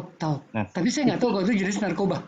Nah, ironisnya, itu masih dijual, Bapak pesan aja di Lazada, di Blibli, bubuk kratom. Nah, itu bahaya banget. Karena secara aturan hukum itu belum dianggap sebagai barang yang dilarang. Oh, berarti itu kayak jamur tertentu yang ada di Bali, Pak. Setelah ada